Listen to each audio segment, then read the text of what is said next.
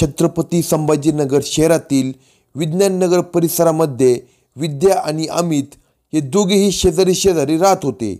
लहानपणापासून एकत्रच वावरलेले विद्या आणि अमित कुमार वयात एकमेकांकडे आकर्षित झाले. वाढत्या वयाबरोबर दोघांतील प्रेमही वाढत गेले. स्वभाव आणि जिद्द असलेला अमित हाच आपल्यासाठी योग्य जोडीदार आहे असा विचार विद्याने केला होता. तर त्यालाही विद्या हीच आपली जीवनसाथी आहे असे वाटत होते. त्यातूनच दोघांची प्रेम कहाणी सुरू झाली. एकमेका शेजारी राहत असल्यामुळे दोघेही सर्वांच्या नजरा चुकून प्रेमाच्या विश्वात रममाण होऊ लागले.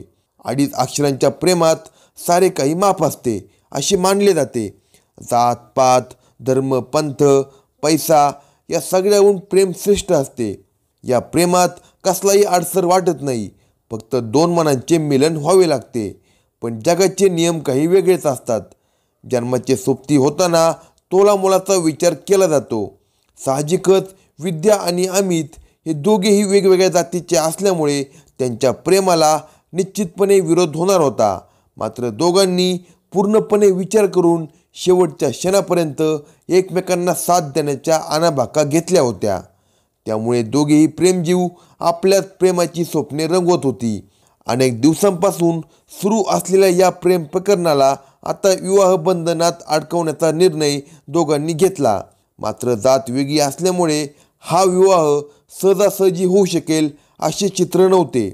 तरी त्या दोघांनी मोठे धाडस करून प्रेमविवाह करण्याचा निर्णय घेतला.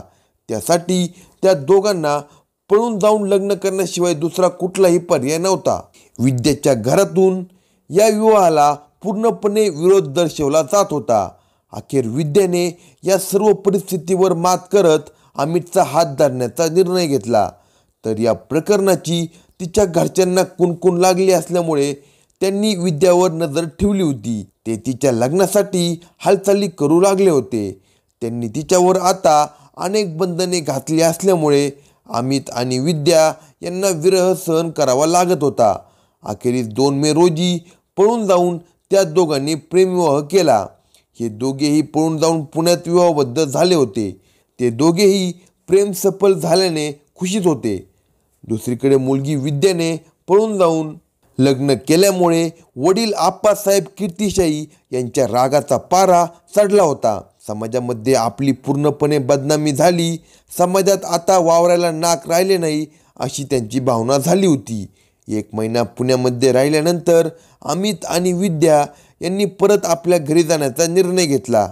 पण तिकडे अमितचे वडील मुरलीधर साळुंके यांना कीर्तिशाही परिवाराने धमकी दिली होती. या धमकीला न जुमानता साळुंके परिवाराने अमित आणि विद्या यांना स्वीकारण्याची संमती दिली.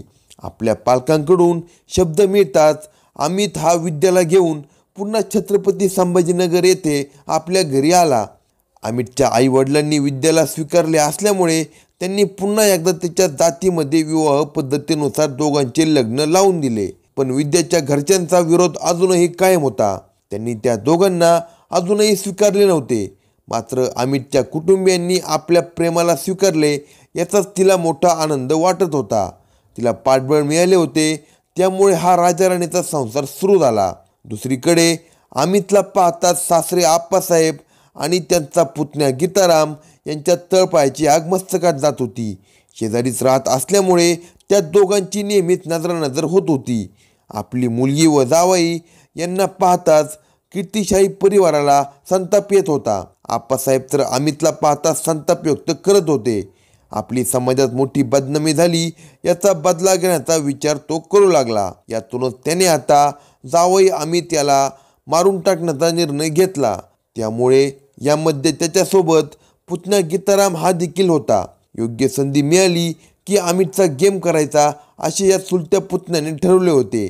आपण येथे आलो आणि राहिलो आहोत म्हणजे आता विद्याच्या घरच्यांचाही विरोध मावळला आहे असे अमितला वाटत होते. तसेच आपल्या घरच्यांकडून काहीच हालचाल न झाल्याने विद्यालाही ते आपले प्रेम लवकरच स्वीकारतील असे वाटत होते. त्यामुळे प्रत्येक दिवस ते दोघेही आनंदात घालत होते. दोघे संसारात रमले होते. पण पुढे काय वाढून ठेवले आहे याची जाणीव मात्र त्या दोघांनाही नव्हती. दिनांक 14 जुलै 2024ची रात्र होती. नेहमीप्रमाणे लवकर जेवण करून अमित हा घराबाहेर पडला. शतपावली करून येतो असे सांगून तो घरातून बाहेर पडला. तो निश्चिंतपणे शतपावली करत होता. या दरम्यान त्याला पिंपळाच्या झाडाखाली सासरा आप्पासाहेब नजरेस पडला. प्रेमविवाह केल्यामुळे यांच्यामध्ये काहीशी क्रॉसिंग झाली होती. मात्र हा विरोध काहीसा मावळण्याचे अमितला जाणवले असल्यामुळे सासऱ्याच्या नजरेत नजर घालून तो पुढे चालू लागला. पण आप्पासाहेबाने त्याला हटकले. तसा तो थांबला. सासऱ्याचा राग आता दूर झाला असेल असा विचार मनात आल्यामुळे तोही प्रेमाने त्याच्याशी गप्पा मारू लागला. मात्र सासऱ्याच्या मनात वेगळाच डाव शिजत होता. त्याने बाजूलाच उभे असलेल्या पुतण्या गीतारामला इशारा केला आणि गीताराम अचानक समोर आला. हा गीताराम म्हणजे आपली बायको विद्या हिचा चुलत भाऊ असल्याचे अमितला माहीत असल्यामुळे त्याने त्याच्याकडे आपुलकीने पाहिले. पण गीतारामच्या नजरेत अंगार फुलला होता. अमितला काही कळण्याआधीच त्याने धारदार शस्त्राने अमितवर सपासप वार केले. तसेच आप्पासाहेब हा देखील त्याच्यावर वार करू लागला. रात्री 10:30 वाजता अचानक झालेल्या या हल्ल्यामुळे अमित खाली जमिनीवर पडला. तो मदतीची रचना करू लागला. मात्र मुलीचे कुंकू पुसण्याचा चंग बांधलेल्या आप्पासाहेब आणि गीताराम यांनी त्याला दयामाया दाखवली नाही. ते अमितवर धारदार शस्त्राने वार करत होते आणि तो बिचारा जीवाच्या आकांताने ओरडत होता. या आवाजाने परिसरातील लोक जमा झाले. रक्ताच्या थारोळ्यात पडलेला अमित मदतीची याचना करत होता. मात्र हे दोघे निर्दयीपणे त्याच्यावर तुटून पडले होते. हे पाहून सगळे जागच्या जागी थांबले.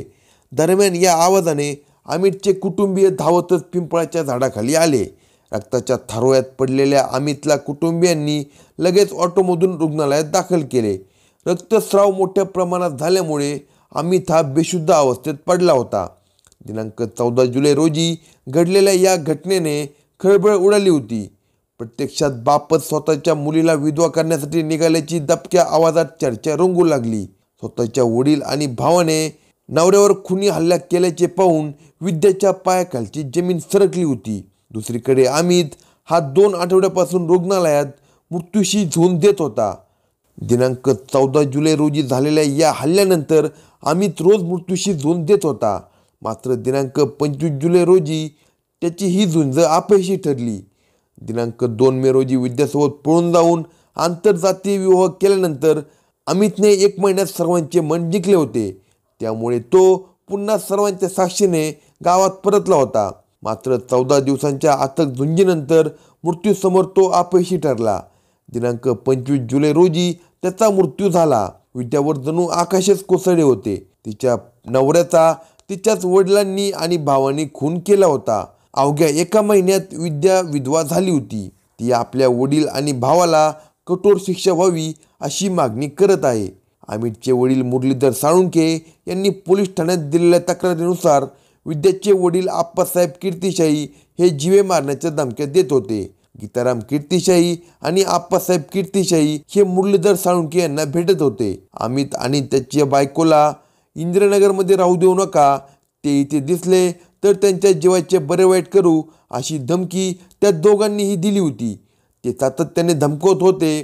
प्रेमविवाह केल्यानंतर घरी परतण्यापूर्वी विद्याने पोलीस ठाण्यामध्ये वडील आणि चुलत भाऊ यांच्याकडून येणाऱ्या धमक्यांची माहिती पोलिसांना दिली होती. मात्र पोलीस विभागाने त्याकडे दुर्लक्ष केले. या प्रकरणात अमितचा बळी गेला. वडील मुरलीधर साळुंखे यांनी दिलेल्या फिर्यादीनुसार अमितच्या हत्येप्रकरणी आप्पासाहेब आणि गीताराम या दोघांवर कलम 302 नुसार खुनाचा गुन्हा दाखल करून त्या दोघांनाही अटक करण्यात आली आहे. अशाच नवनवीन क्राईम स्टोरी ऐकण्यासाठी कलम 302 या मराठी चॅनेलला सबस्क्राईब करा. तसेच आपल्या प्रतिक्रिया कमेंट बॉक्समध्ये कळवा.